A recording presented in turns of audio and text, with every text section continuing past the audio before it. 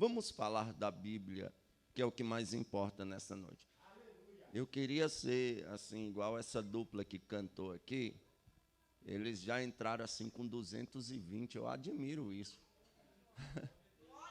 Eu não dou conta, eu sou igual o carro a álcool, demora a pegar. Vai devagarzinho, mas eu sempre falo com Jesus, Jesus faz pegar, nem que seja no tranco, mas pega. É porque geralmente quando eu começo a pregar, tem gente que fala, nossa, eu vou dormir hoje. Tem um pouquinho de paciência.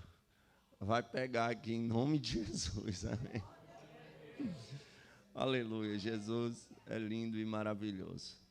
Irmãos, nós sabemos que o primeiro livro do profeta Samuel, o segundo, o primeiro dos reis, o segundo dos reis, o primeiro de crônicas e o segundo de crônicas, são livros históricos que, em especial, contam as histórias dos reis de Israel. E alguns profetas viveram neste tempo e confirmaram alguns eventos registrados nesses livros históricos. E nós sabemos que Elias fora conhecido como o profeta do fogo. Elias é um profeta que é chamado por Deus num dos períodos mais difíceis da história de Israel. Era em Israel o seu rei Acabe, um dos reis mais profanos, mais imorais da história, cobiçoso, gostava de cobiçar aquilo que era de seu próximo, e por fazer isso ele até mesmo tomou a vinha de Nabote. Era a sua esposa Jezabel. Jezabel, uma mulher vaidosa em extremo, que tinha uma doutrina falsa, prejudicial à sua nação. Uma doutrina de idolatria. Ela proclamava o pecado e exaltava deuses falsos como Baal e Ázera, e também fazia cultos a ele.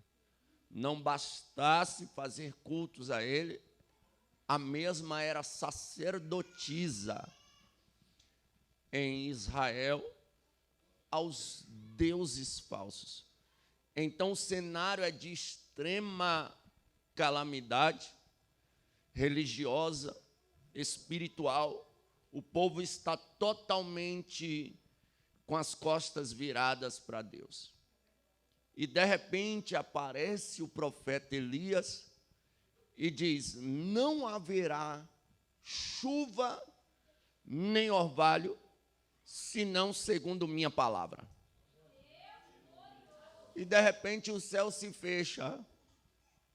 E a princípio, alguém provavelmente deve ter dito: não, isso foi só uma coincidência. Nós sabemos que Baal é o deus da chuva e do sol. Baal vai mandar chuva e vai mandar sol. Só que passa um mês e nada de água.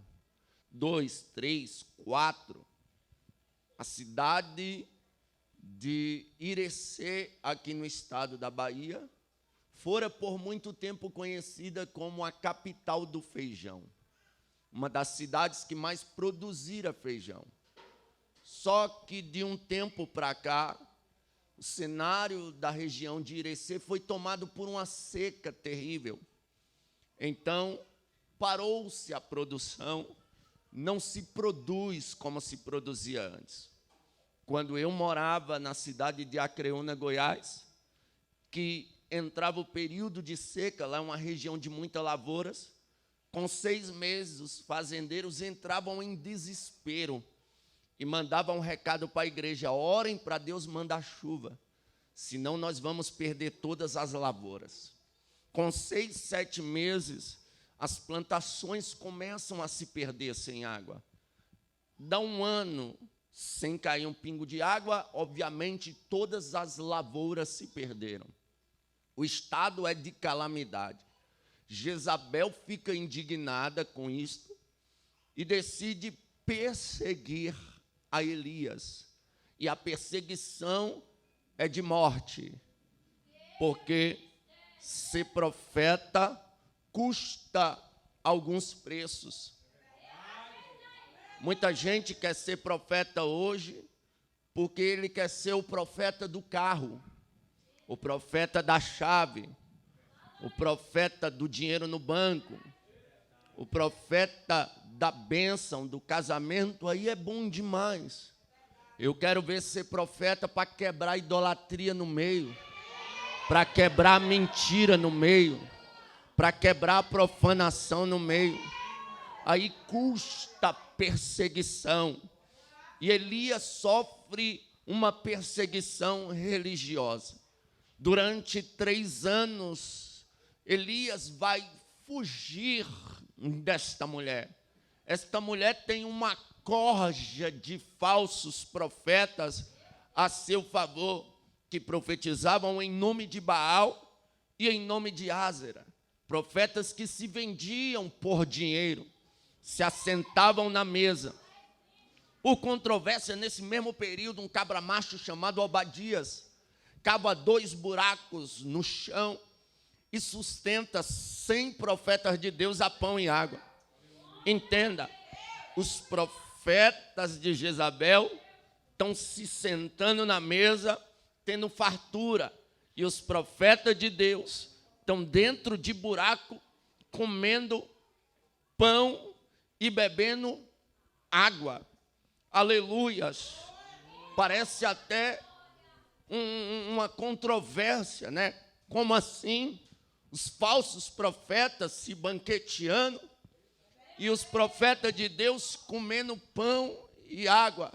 Mas é melhor, aleluias, ser um profeta verdadeiro, comendo pão e bebendo água, do que ser um falso profeta, andando de carro zero, cheio de dinheiro na conta, vivendo uma vida de luxo. Ora abaixo e cante oressa. Aleluia, eu prefiro pão e água, até mesmo porque as coisas aqui da terra, a traça e o ferrugem corrói. Podemos estar bebendo água e comendo pão aqui, mas se tivermos ajuntando um tesouro no céu, por pregar a verdade, por falar a verdade, isso é o que importa. Glória. Chega o dia que Deus fala com Elias: vai agora e diga a Acabe que eu vou mandar chuva sobre a terra. Só que, aleluia, profeta no início de seu ministério, ele é tão audacioso para entregar a mensagem, porque ele ainda não sentiu o peso. Mas depois que ele sente, ele gela. Enquanto ele não sentiu o peso, ele está assim, não segundo minha palavra. Mas quando ele sente o peso, ele volta e diz: Obadias, vá lá e diga para Acabe que Deus,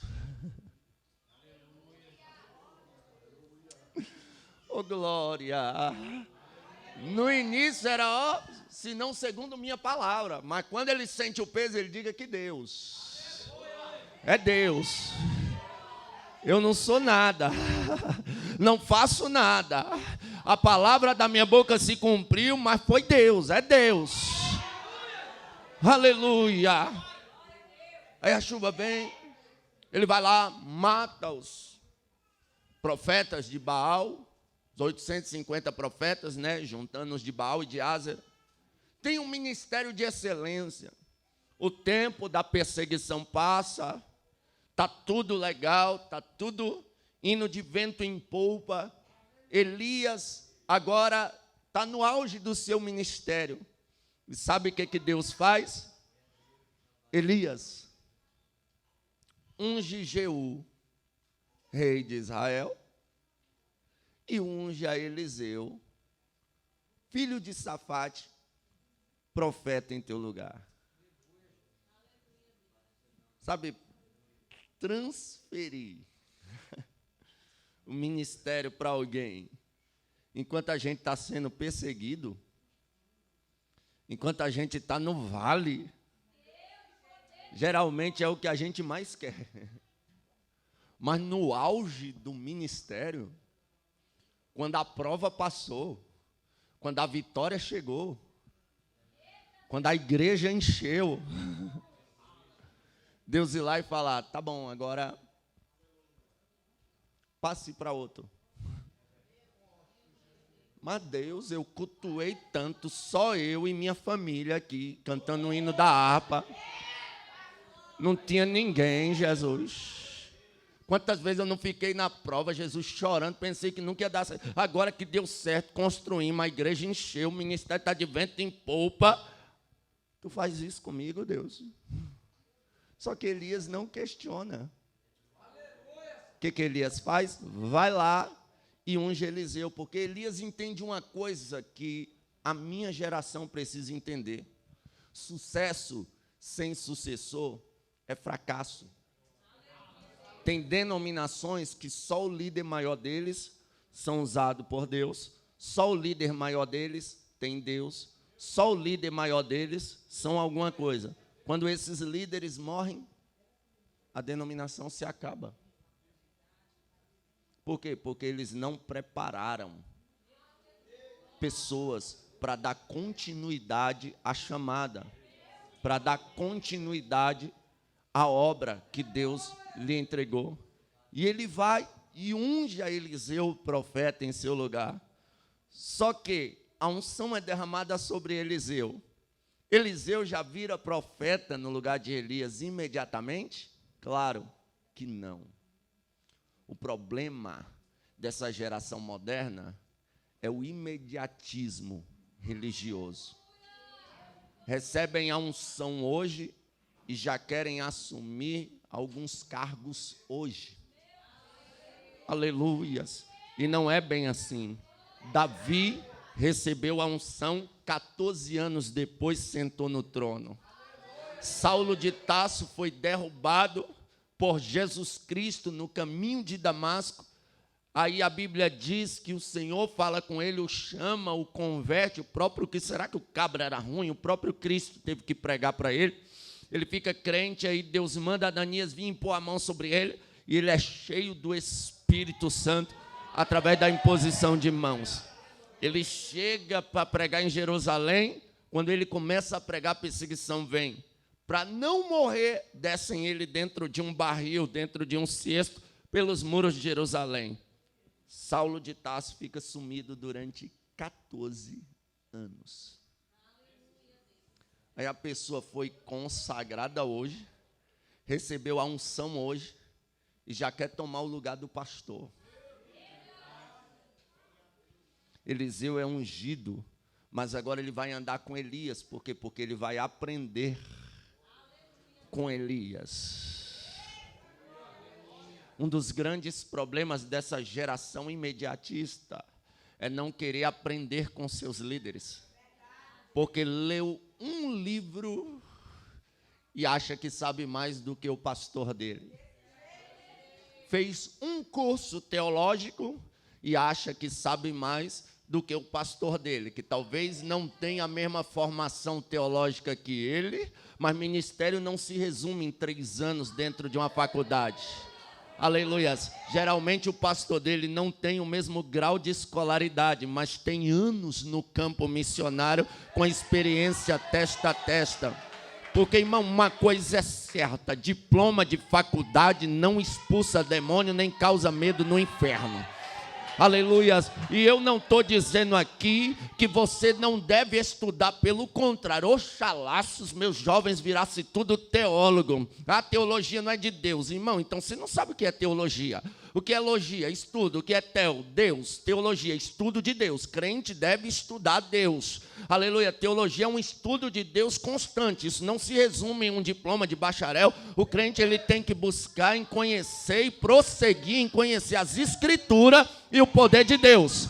Por quê? Porque uma igreja, aleluia, que só tem escritura, só tem teologia, só tem estudo, é uma igreja religiosa. Mas uma igreja que só tem poder também é uma igreja fanática. Os irmãos é raio, sol, chuva, pega fogo, relampeia.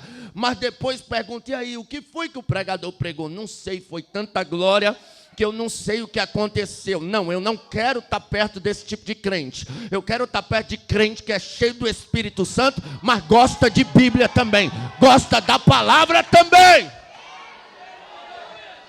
Então ele vai aprender, até que chega o dia. Os filhos dos profetas chegam até Eliseu e dizem, olha Eliseu, está sabendo? Ficou aí puxando o saco de Elias? Quero ver o que vai acontecer contigo agora, teu ministério. Ficou aí só puxando o saco do pastor. Agora o pastor vai ser transferido. Quero saber o que vai acontecer contigo agora. Só tu que recebeu oportunidade na igreja. Era o queridinho do pastor. Quero saber o que... Tem gente que pensa que é o pastor que chama. Que é o pastor que dá oportunidade. Não é. Aleluia. Pode transferir o pastor. Se Deus quiser, Deus põe ele no lugar do pastor. E tem que engolir calado. Aí os filhos dos profetas, está sabendo que Elias vai ser tomado sobre tua cabeça hoje? Ele, estou sabendo. E aí, tu vai fazer o quê? Eu nada, eu vou só aproveitar. Enquanto ele ainda estiver por aqui, eu vou continuar aprendendo com ele. Aí Elias chega até Eliseu e diz, ó, fique aqui, que hoje o Senhor vai me tomar por cima de tua cabeça. Eliseu disse, fico nada, moço. Aonde tu for, eu vou. Eles vão, atravessa ali, Gilgal, chega na frente do Jordão. Olha, fica aqui, eu vou atravessar o Jordão, porque o Senhor vai me tomar sobre tua cabeça. Não, vive o Senhor, que eu não me arredo de perto de ti. Enquanto eu tiver a oportunidade de aprender mais um pouquinho de ti, meu líder, eu vou estar aqui aprendendo. Então vamos. Quando eles atravessam o Jordão, Elias olha para Eliseu e diz, pedes o que quiseres, e eu farei. Aí a Bíblia Sagrada diz que Elias, faz essa proposta para Eliseu, e Eliseu olha para ele, e o pedido de Eliseu me chama a atenção, porque ele andou com Elias, ele viu Elias fazer grandes sinais, mas ele não desejou ser como Elias. Ele falou, eu quero porção dobrada. Tu prega demais, só que eu quero pregar mais. Tu é muito usado, mas só que eu quero ser mais usado. Às vezes eu encontro jovens que falam comigo, pregador Gabriel, ora para Deus me usar igual ele te usa. Eu falo, não, eu vou orar para Deus te usar mais e tu sofrer menos. Aleluia. Irmão, porque querer a chamada de alguém é fácil, difícil é suportar a responsabilidade que o mesmo suporta. Lembra do povo? Começou a encrencar com Moisés, primeiro com a família de Moisés, isso é nepotismo, só chama Arão, só chama Miriam. Aí encrencaram com Arão, Deus falou, Moisés, mostra para esse povo aí que eu chamei Arão, enterra as varas aí, a vara que florescer irão saber que eu chamei. Aí enterra a vara de Arão floresce, o povo entende que Deus... Aleluia, chamou, eles se rebeliam de todo jeito, a terra abre, engole Corá, Datã e Abirão, mas o povo fica naquela, perseguindo Moisés e a família, até que Deus dá um jeito. Por quê? Porque o povo pressiona Moisés, aleluias, dizendo, olha Moisés, não é só Deus só usa vocês, só usa a família de vocês, a gente quer ser usado também, só tu que ouve Deus, queremos ouvir também. Aí Deus fala com Moisés, santifica o povo quer me ouvir? Santifica o povo. Durante 3 dias, e manda eles subir o monte, e lá eu vou falar com eles também. Aí eles sobem até o limite onde Deus manda eles subirem. Irmão, quando Deus começa a falar, que começa a relampejar, começa a cair raio, começa a trovejar, sabe o que o povo faz? Desce gritando, correndo, Moisés, fala tu mesmo com Deus, não queremos falar com Deus não. Ou seja, querem ouvir a voz de Deus igual Moisés ouve, mas não suporta os relâmpagos que Moisés suporta, não suporta os trovões que Moisés suporta. Aleluia. Quer ter a unção, a autoridade que alguém tem, no mínimo, tenha coragem de enfrentar o que esse alguém enfrenta. Aleluia. Aí, irmãos, o que acontece? A Bíblia Sagrada diz que Eliseu fala: eu quero porção dobrada do Espírito que há em ti. Elias olhou e disse: tu está com essa visão toda mesmo, rapaz? Tu é um jovem de visão, hein? Mas eu vou saber se tu tem essa visão toda mesmo é agora. Se tu vê o que vai acontecer aqui, lhe será concedido o pedido. Aí a Bíblia diz que Elias é levado no meio de redemoinhos, cavalos e cavaleiros de fogo. Aí Eliseu olha e diz: eu vejo cavalos e cavaleiros de fogo. Aí a Bíblia Sagrada diz que Elias é levado às alturas e cai de Elias duas coisas: a roupa de Elias e a capa de Elias. A Bíblia diz que ele pega a roupa de Elias e rasga. Ele pega a capa e dobra. Por quê? Eliseu mostrou aqui um preparo, porque ele teve discernimento de onde a unção estava. Aleluias. Tem gente que é tão menino na fé que nesta ocasião dobrava a roupa e rasgava a capa. Aleluia, mas Eliseu tem discernimento. É um dom do Espírito que a igreja tem que buscar. Discernimento de Espírito. Ele rasga a roupa porque lembra quando Samuel estava com Saul e Saul puxou a roupa e a roupa foi rasgada? Saul olhou para Samuel e Samuel olhou para Saul e disse a Saul: olha, Saul, assim como a roupa foi rasgada, o reino é rasgado de ti e dado a outro. Lembra quando o profeta Ahias rasgou as vestes em 12 pedaços e deu 10 a Jeroboão e ficou com 2 e o reino foi dividido? Pois é, então quando ele rasga a roupa, ele entende que o ministério profético de Elias agora é passado para ele. Porque Elias foi elevado aos céus. Só que ele precisa da unção para dar continuidade. Não basta só a roupa rasgada, ou seja, a transferência de ministério. E eu preciso falar, aleluia, alguém me disse ali fora: rasga a carta, entrega tudo. E eu vou entregar. Aleluia.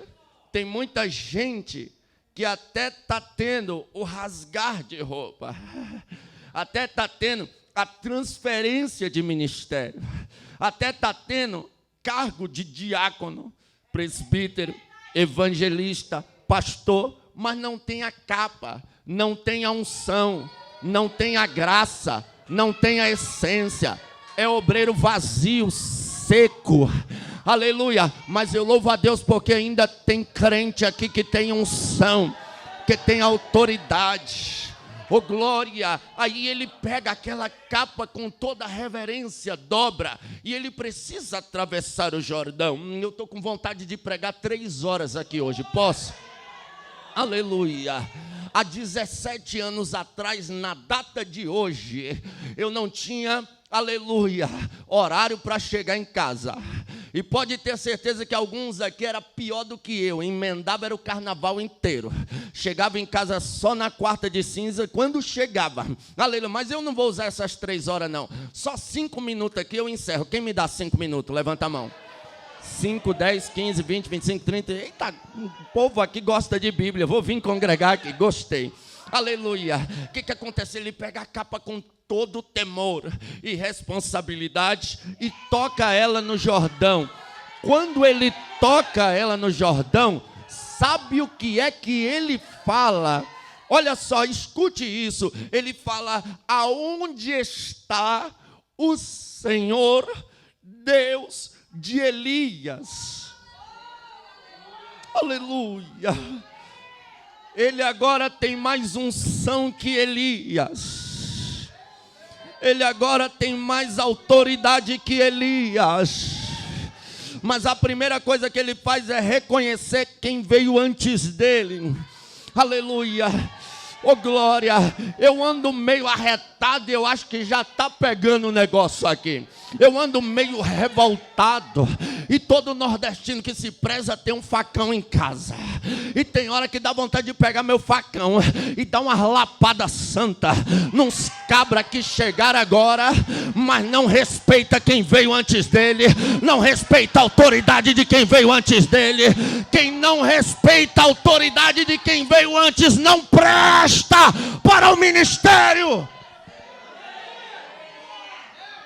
Uma geração de playboyzinhos gospel, mimadinhos espirituais, revoltadinhos das galáxias, colocam uns bonezão à barreta, umas calças rasgadas, uns cordãozão no pescoço, mete um monte de tatuagem no corpo e começa a dizer: os de antigamente era religioso, era quadradão, era fanático. Irmão, aleluia, louvado seja Deus. Entre essa geração moderna que abraça o pecado e os nossos pais na fé que eram quadradões religiosos, prefiro ficar com os nossos pais na fé. Por quê? Porque aonde eles estavam, estava Deus. Aonde eles falavam, falava Deus.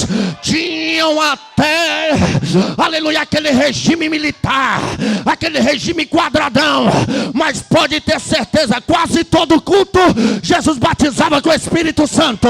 Quase todo culto a glória descia. Quando Deus levantava um profeta e falava, cumpria.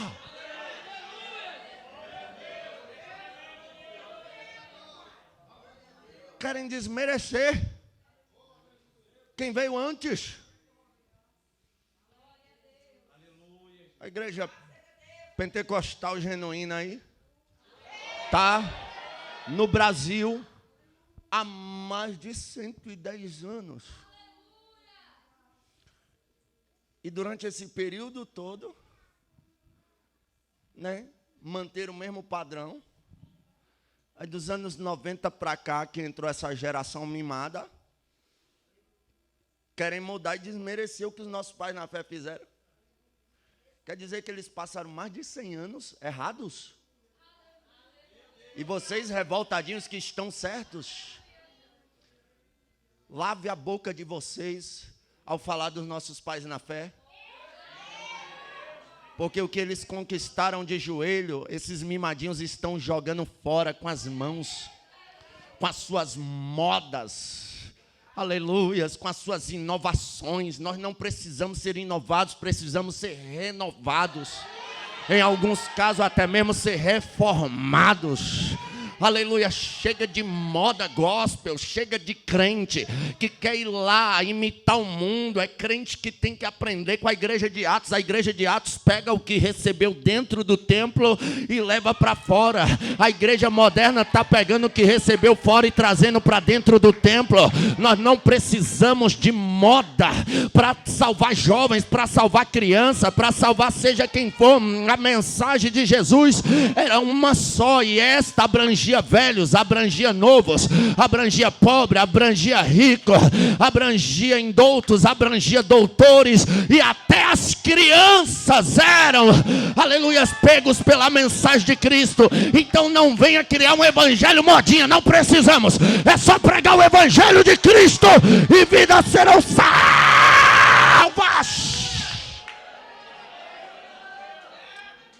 Chamante a fácia.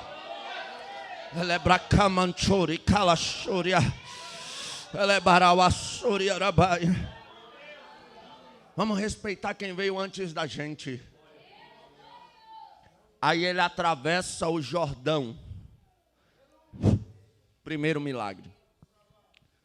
Daqui a pouco tem morte na panela. Ele ora e a morte é tirada da panela.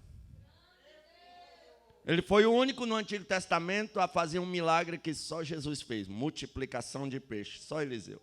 De pães, melhor dizendo. Só Eliseu fez isso no Antigo Testamento.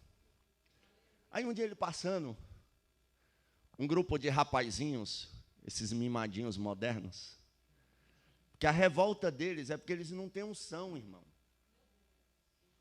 Eles não têm graça. O ministério deles não flui. São frustrados ministerialmente. É por isso que eles são revoltados e querem zombar dos crentes verdadeiros. Eliseu vai subindo, aí eles começam, sobe calvo. Eliseu vai descendo, eles começam, desce calvo. Eliseu vai subindo, sobe calvo, desce calvo.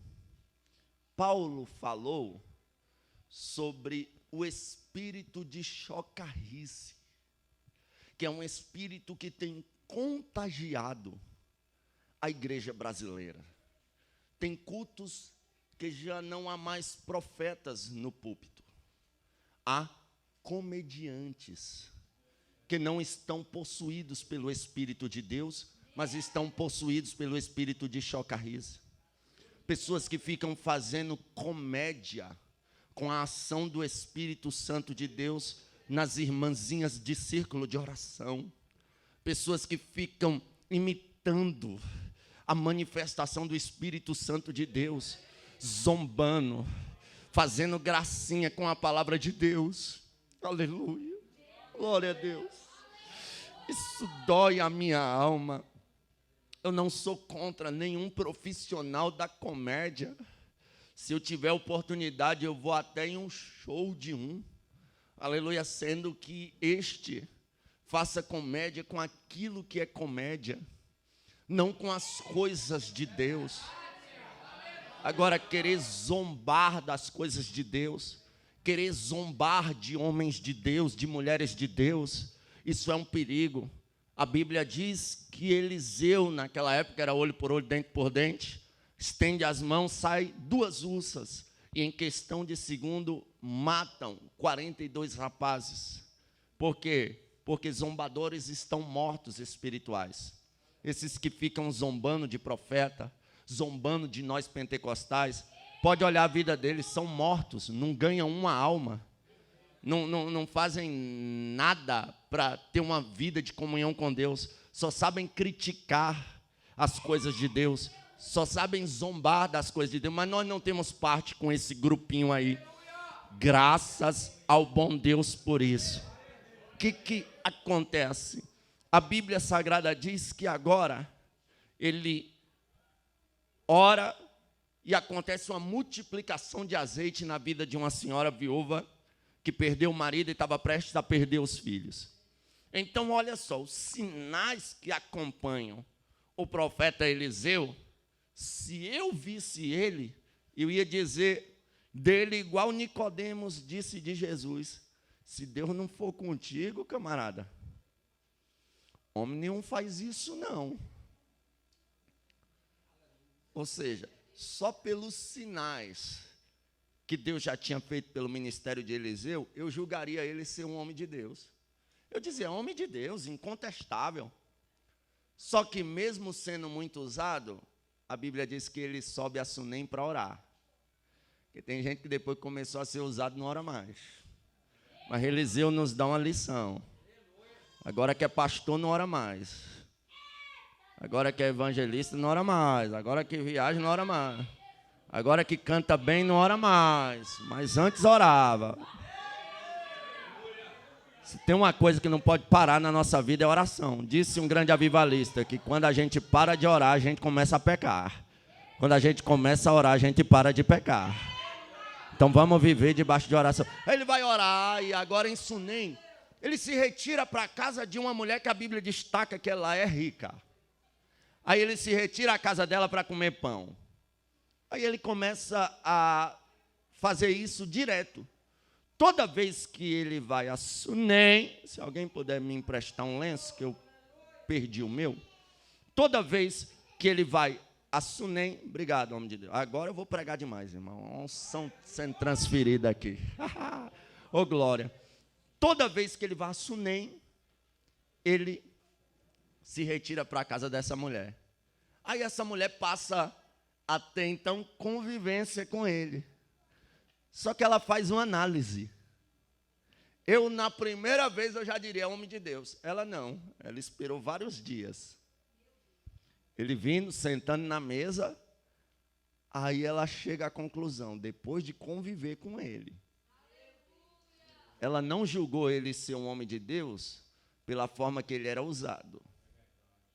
Ela julgou ele ser um homem de Deus a partir da convivência. Porque ser homem de Deus no púlpito, todo mundo é. Ser mulher de Deus com microfone na mão, todas são. Quero ver ser mulher de Deus na hora de respeitar o marido. Na hora de ser boa dona de casa e cuidar dos filhos. Eu quero ver ser homem de Deus na hora de cuidar da esposa, maridões. Na hora de amar e protegê-las como Cristo amou e protegeu a igreja. Aí ela passa a conviver. Quando ela convive, ela percebe que ele é um homem de Deus. Está vindo na casa dela constantemente, está sentando na mesa, mas não fofoca de ninguém. Oh, glória. Está vindo, mas as coisas que conversa é só para edificação. Não tem palavrão nos lábios. Não fica cantando música mundana. Não tem músicas depravadas no seu celular. E ela vai observando, conforme a convivência. Aí ela chega a uma conclusão. Meu marido, vejo que este que vem até nós é um santo homem de Deus. Vamos fazer aqui um quarto para ele, colocamos uma cama, uma mesa, uma cadeira e um candeeiro. Pode ser, meu marido? Sim. Se ela tivesse observado que ele não era um homem de Deus, tinha sido diferente. Ela tinha dito ao marido, eu vejo que esse que veio até nós não tem nada de homem de Deus. Dá um jeito de pedir para ele não frequentar mais a nossa casa. Aleluia. E eu preciso dizer isso. Tem gente que está entrando no quarto e já era para ter sido mandado embora na mesa.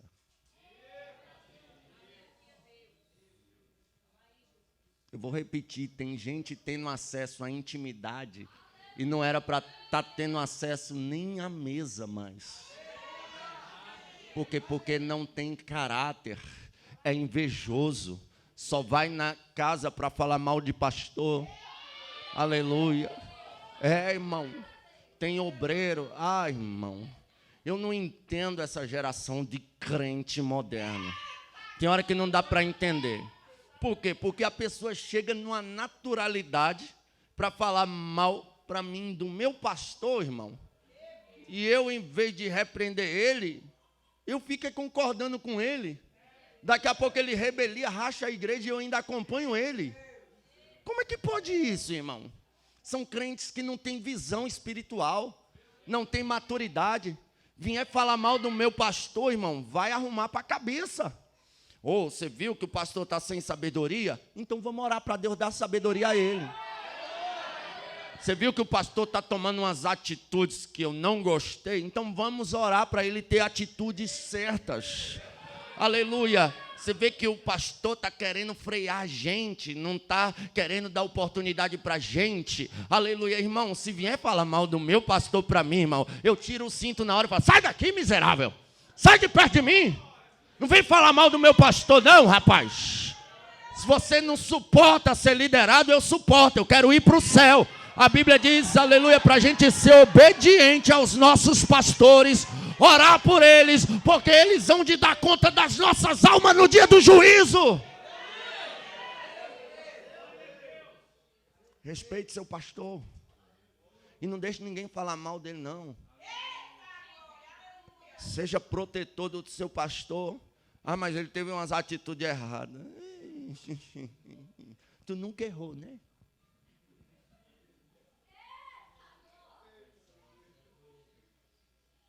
Ah, tá. Não foi o pastor que te ajudou a se libertar de alguns erros de estimação? Ah, tá. Essa pandemia é de Covid, não é de Alzheimer, não, tá? Vamos lembrar de onde a gente saiu. Vamos lembrar dos nossos princípios. Ô, glória. Quando a gente vê, irmão, e não tem caráter de homem e de mulher de Deus, a gente dá um jeito logo. Fala assim, olha, amor, não quero mais esse rapaz frequentando a minha casa, não.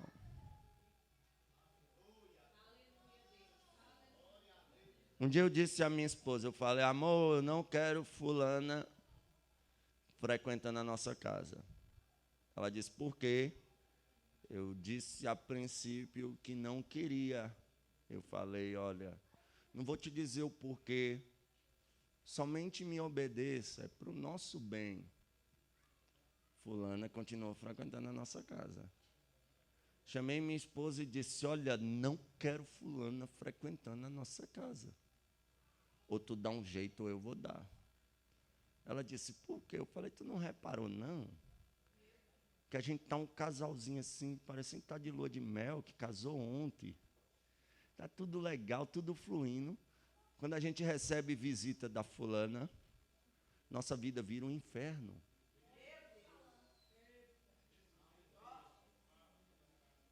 Gente que tem dinheiro para comprar uma Ferrari, mas só serve para ele o teu Fusca. Tem dinheiro para comprar uma bolsa da Louis Vuitton de R$1.000, mas só serve se for a sua de 20. Né? Tudo que é teu que é igual. Irmão, aproveita as leis do Ministério da Saúde e mantenha distanciamento desse tipo de pessoas. Agora, se tu vê que é homem de Deus, mulher de Deus, quer o teu bem, se possível, faça até um quarto para ele na tua casa. Aí a Bíblia diz que faz um quarto junto ao muro. Eu já li alguns assuntos e alguns historiadores defendem que esse quarto era em cima.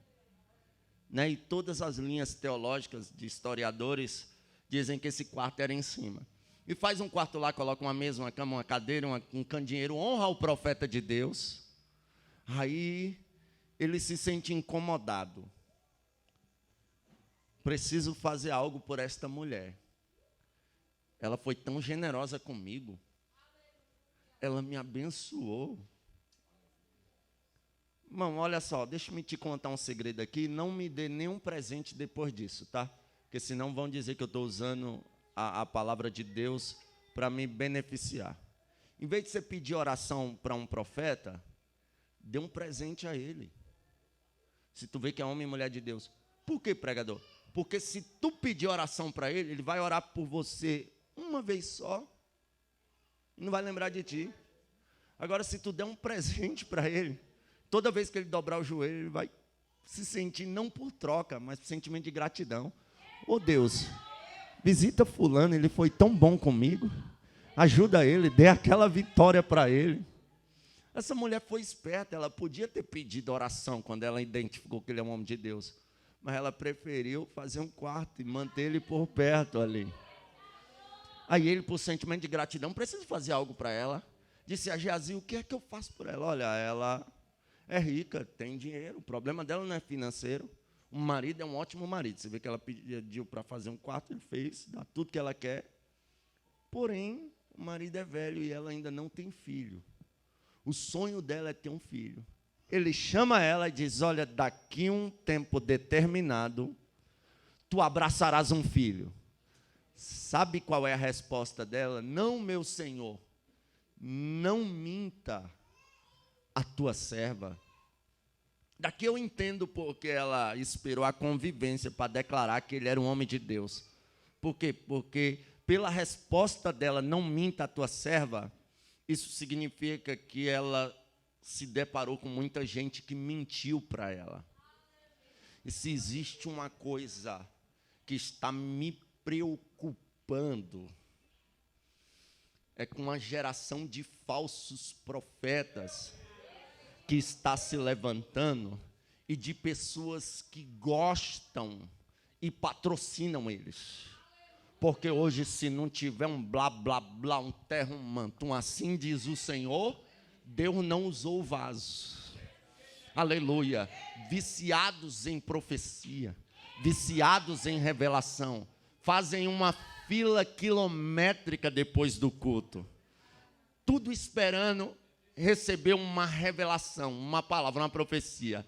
Aí o profeta que ora, Deus abençoa com toda sorte de bênção. Mas ele não fez blá, blá, blá, nem disse assim diz o Senhor.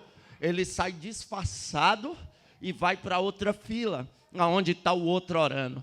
Por quê? Porque para ele, se Deus não tomar o vaso para dizer assim diz o Senhor, Deus não dá. Nisso, tem gente que gosta, quer ganhar público, quer ganhar status, aí toda hora ele fica dizendo assim, se tiver 50 na fila, para os 50 ele diz assim, diz o Senhor.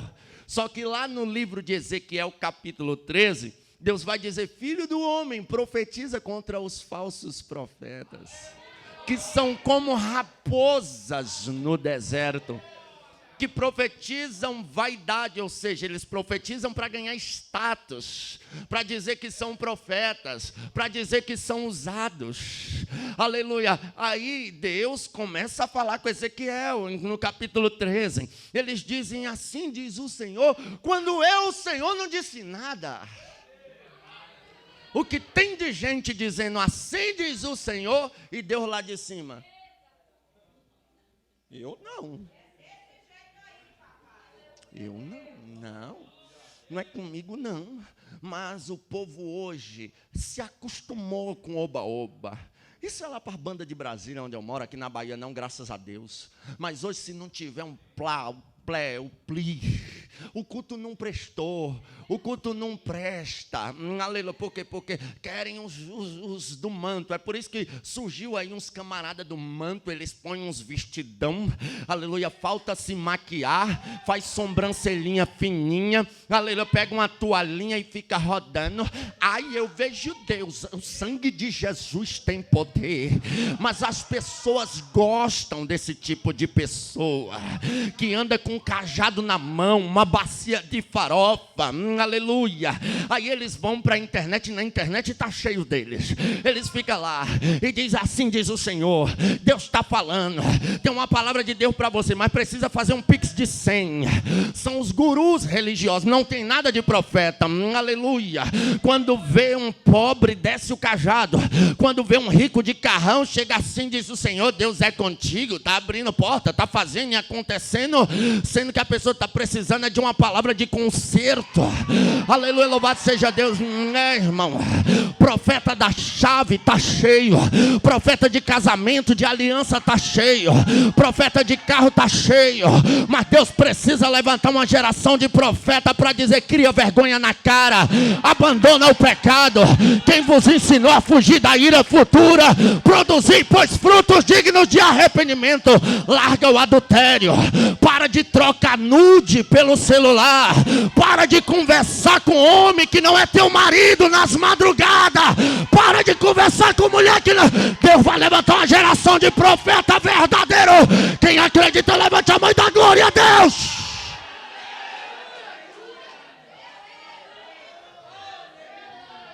Essa palhaçada gospel vai acabar. Aleluia, chega desses falsos profetas que ficam dizendo que Deus está falando, e Deus não está falando nada, só que a Bíblia diz que eles não fecharam as fendas, Ezequiel 13, não fecharam as brechas, e nem se prepararam para o dia do Senhor, ou seja, quando Jesus voltar, esses falsos profetas vão direto para o inferno, não vão subir, porque estão brincando, pelo fato de Jesus estar demorando um pouco, isso na nossa visão, tá? Porque na visão das virgens, tardou o esposo. Mas na visão do esposo, só um pouquinho de tempo e o que há de vir virá e não tardará. É na nossa visão que ele está demorando, mas na visão dele ele está no tempo certinho. E ele vai voltar a qualquer momento. Só que quando ele voltar não vai ter vez para falso profeta, ludibriador. Por quê? Porque eles não estão preparados. Eles aprenderam a ganhar status através de falsas revelações. Aprenderam a ganhar dinheiro através de falsas revelações. Aprenderam a viver uma vida de luxo através de falsas revelações. Ficam revelando coisas que não existem, coisas sem bases. sem discernimento, sem consentimento bíblico, mas haverá o dia do juízo, o dia do Senhor. Será um dia de choro, de pranto, de lágrimas. Eles vão dizer: Senhor, em teu nome profetizei. Sim, profetizou em meu nome, mas eu não disse nada. Ninguém mandou você ficar enganando os outros. Ninguém mandou você dizer assim diz o Senhor, sendo que Deus não falou nada. Tenha responsabilidade. A Bíblia diz: buscai com zelo os melhores dons, principalmente o de profetizar. Mas tem que ter um zelo. Eu não posso sair por aí dizendo assim diz o Senhor, sem Deus estar dizendo nada. Aleluia. Quantas vezes o pregador viaja uma madrugada inteira igual eu viajei, aí a gente chega e pelo cansaço físico que estamos, ficamos quietinhos na cadeira. Aí vem os assim diz o Senhor. Estou vendo a tristeza do teu coração. Eu não estou triste, eu estou só cansado. Viajei a noite toda. Tem gente que olha para você, para o seu casamento. Eu vejo porque teu marido é um homem assim no meio dos outros, aleluia, meio sério, meio arrogante. Estou vendo, aleluia, que aquele homem te maltrata. Ele não maltrata, é o jeito dele, mas ele cuida bem da mulher. Pessoas que querem dizer assim diz o Senhor, sem Deus ter dito nada. Pessoas que dizem que Deus mostrou para eles uma visão. Na verdade, eles tiveram um sonho. A Bíblia diz: quem tem sonho, conte como sonho. Quem tem visão, conte como visão. Então vamos ter cuidado, porque o dia do juízo está chegando, e a responsabilidade, o preço será alto de dizer assim diz o Senhor, sem Deus estar dizendo nada. Nada. Um dia, alguém chegou lá em casa e disse à minha esposa: assim diz o Senhor, eu vejo que tu não é feliz no teu casamento. E tu vai se separar e Deus vai trazer o que é teu para você. Minha esposa disse: olha, Satanás, tu sai de dentro da minha casa. Some daqui, eu não recebo. Essa profecia é do diabo. Você vê, eu já passei por cada uma. Cheguei para pregar, aí você sabe que mulher, ela carrega, ela vem de Havaiana, mas ela traz o salto, né? Aí é uma cidade chamada Estrutural, lá em Ceilândia, ou lá em Brasília. Da Ceilândia para lá, quem conhece, no meio de semana, tem um trecho que fecha e os carros só vão. E outro sentido, eles só vêm. Aí esse dia nós pegamos esse trecho. Hoje não, fizeram até outro, dá para passar. Aí a gente teve que esperar, ou seja, chegamos atrasadão no culto. Igual hoje, eu me perdi, quem disse que a internet pegava para atualizar o GPS? Foi um milagre para mim chegar aqui. Eu pensei que não ia dar para chegar, pensa. O pregador veio, almoçou e não apareceu no culto. Quase acontece isso, pastor Rafael. Mas graças a Deus, Deus teve misericórdia, eu consegui me achar e chegamos aqui. Aí eu cheguei atrasadão. Eu falei: bora, mulher. Ela falou: calma aí, eu tenho que calçar meu sapato. Eu falei: tá bom. Aí eu entrei procurando alguma coisa com a mão no bolso, a mão da aliança. Na hora que eu entrei, alguém do manto: terra, raio, Deus está preparando uma varoa para ti. Deus está preparando a tua. Do jeito que eu estava com a mão no bolso, eu parei até de caçar o que eu estava caçando e fiquei. Aí eu fui para o púlpito, eu já tinha chegado bem atrasado, passaram para alguém louvar, colher as ofertas, e eu com a mão no bolso. Na hora que passaram para mim, eu tirei a mão no bolso e...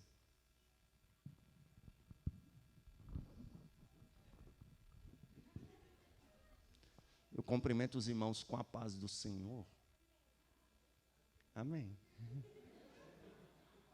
Irmã, quando aquela profeta viu a aliança no meu dedo, eu falei: está aqui comigo a minha esposa, se coloque de pé. Irmão, ela ficou tão desconcentrada. Ah, pregador, mas você constrangeu ela. Não, irmão, eu não constrangi ela. Se eu não fizesse isso, ela ia continuar entregando falsas profecias para os outros. Pastores, coloquem de disciplina quem entregar falsas profecias na igreja. Só não coloque de disciplina se tu não gostou da profecia porque foi dura. Tenha humildade para aceitar uma mensagem dura. mas se vê que está fora do esquadro, não tem nada. É por isso que a Assembleia de Deus, irmão, foi frouxando, mas alguns princípios tinham que voltar. Um deles, a revelação ela era falada quando Deus dava ao que está falando, e pelo menos mais uns 2 ou 3. Tinha confirmação, não tinha esse excesso de falso. Irmão, por que Deus está me prendendo aqui nesse negócio?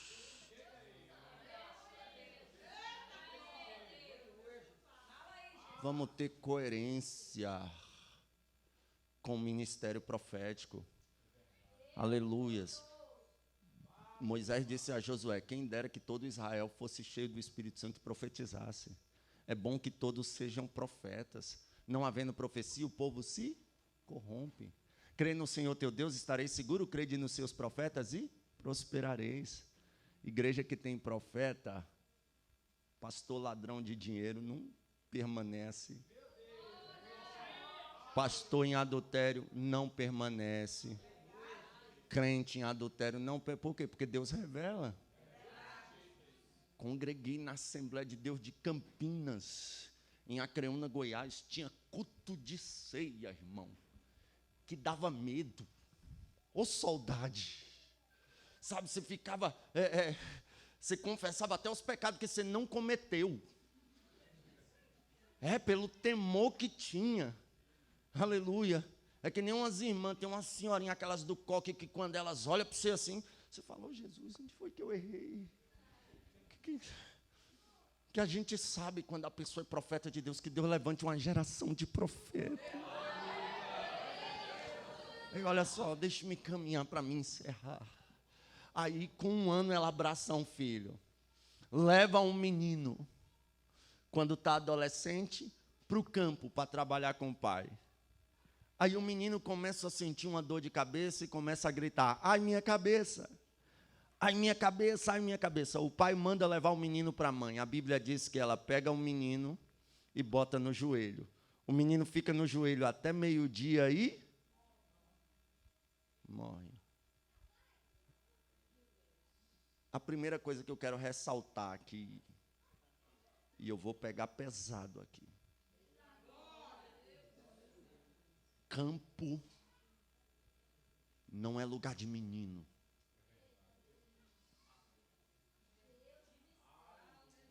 Menino no campo, qualquer dor de cabeça mata ele.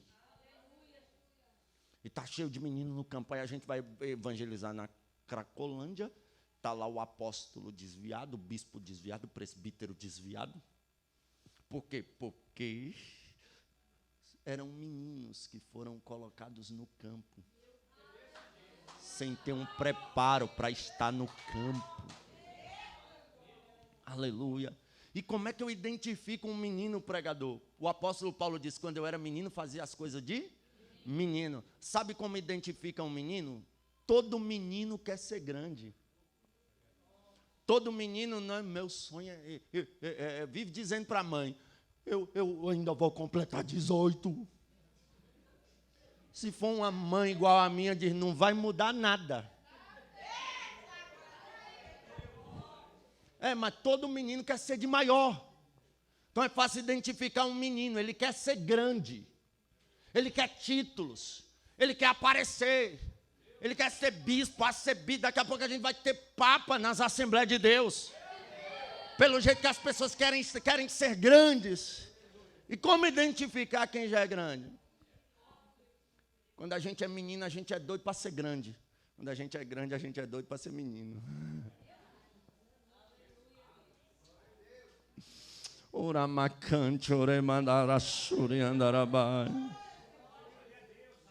Quem está preparado: oh Deus, eu não dou conta de tamanha responsabilidade, eu não passo de uma criança.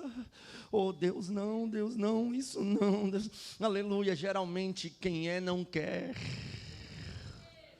Aleluia, nós não podemos ser irresponsáveis e mandar meninos para o campo, colocar responsabilidades sobre meninos que eles não estão preparados para carregar. Existem alguns casos que Deus dá um amadurecimento mais rápido. Alguns existe sim, mas são exceções por necessidade da obra. Mas Deus dá discernimento disso. A gente não pode colocar meninos em campo de batalha, senão eles vão morrer. Aí Deus manda eu consagrar o obreiro ali, né? Só que o obreiro ali está comigo desde que a obra começou. Ajudou nas primeiras cadeiras. Me ajudou a pôr os primeiros tijolos. Como é que eu vou consagrar ele ali e não vou consagrar ele aqui? Eu vou entristecer ele, ele vai ficar triste, está há tanto tempo comigo, Deus. Aí o que faz? Vou consagrar ele também junto.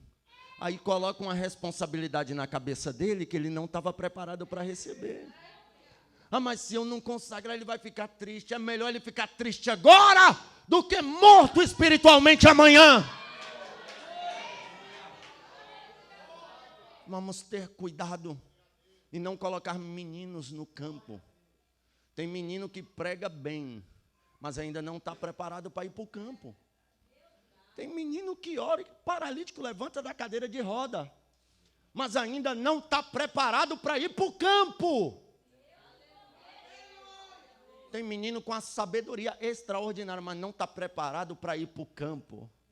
Vamos pedir a Deus discernimento. Menino no campo, qualquer dorzinha de cabeça mata ele.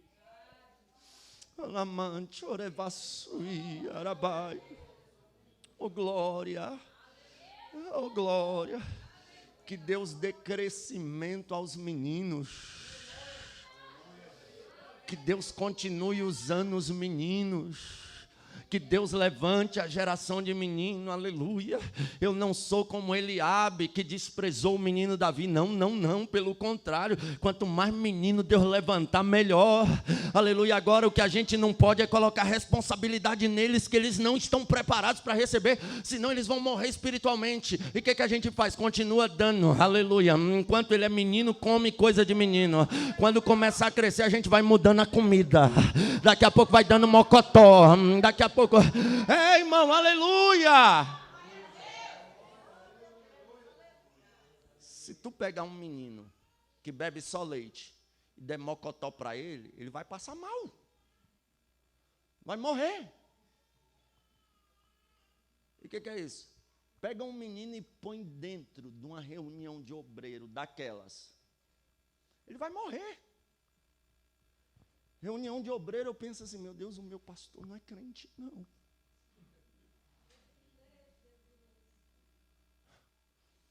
Ou então eu penso, Deus, eu não sou crente, não. Reunião de obreiro, irmão. A comida que é servida lá, menino não aguenta, não. É por isso que a gente não pode dar responsabilidades para meninos que eles não estão preparados para ter. Aí o menino morre. Sabe o que ela faz? Pega o menino e leva para o quarto. Ou seja, ela pega a batalha dela e leva para o alto. Ela não tenta resolver a batalha aqui embaixo. Ela leva a batalha para cima. Porque crente ainda resolve as coisas orando, levando a batalha para cima.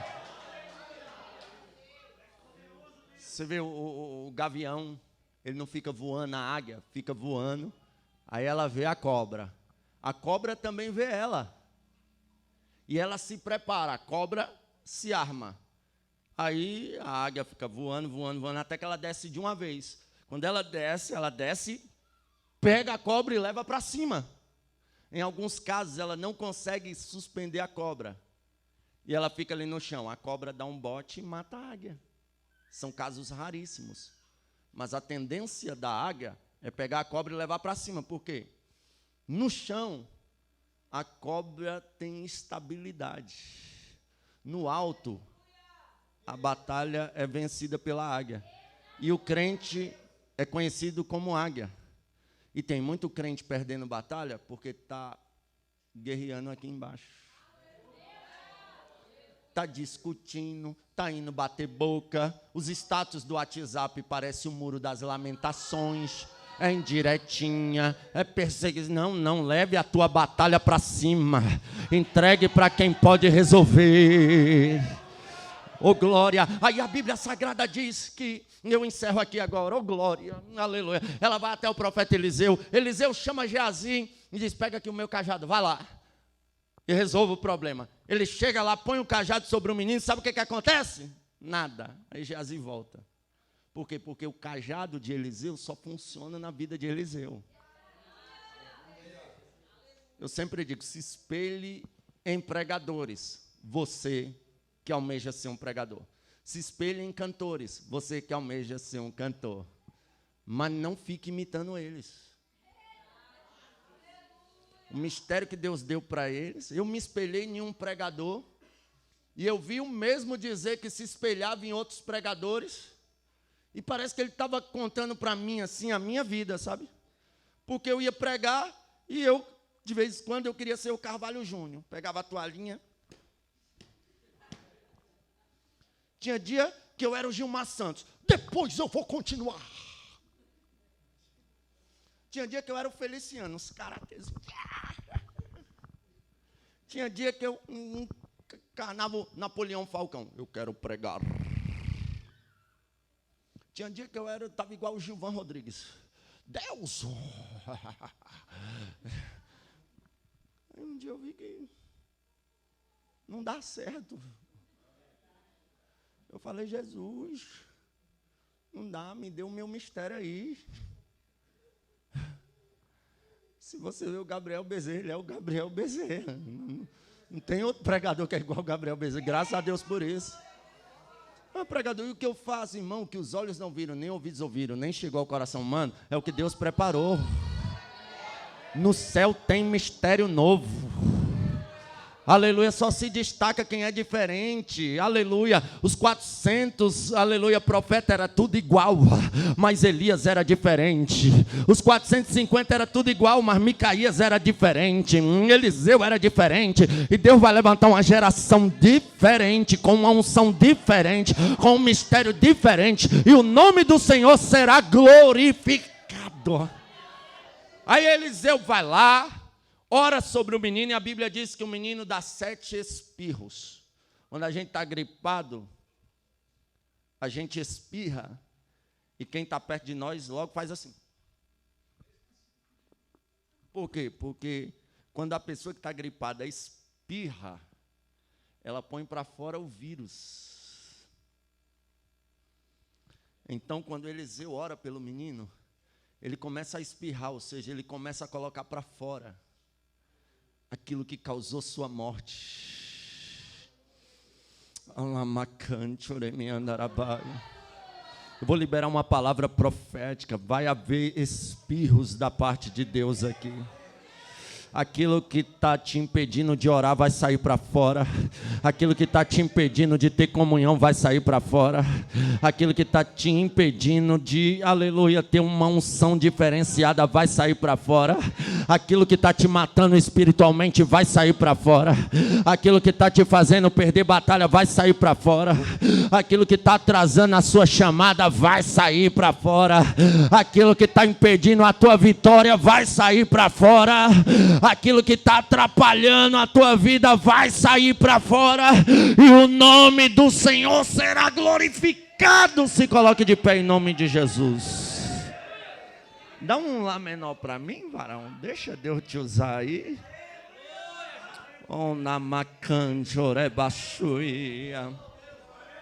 Só quem almeja a porção dobrada do Espírito. Te prepare, dê um lá maior para mim, lá menor. Espírito, Espírito, que desce como fogo, vai descer um Pentecoste aqui, vem